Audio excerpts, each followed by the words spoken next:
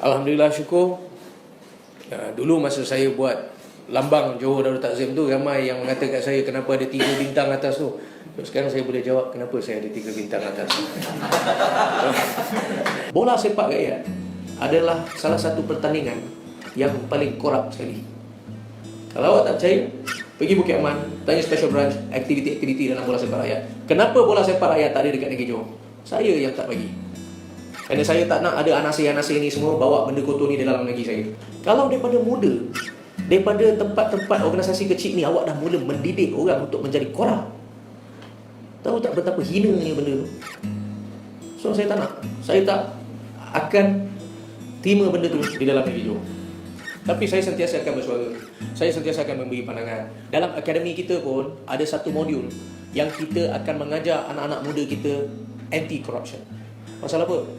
Tak payah pergi jauh, tak payah pergi Amerika Syarikat, tak payah pergi England nak belajar. Awak tahu awak patut belajar di mana? Inilah, kita ni kadang-kadang silap kita ni, di negara ni, kita ni bodoh sombong.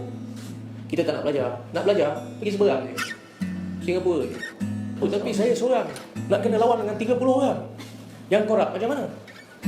Ada big boss pun korup. Awak nak suruh saya melawan macam mana?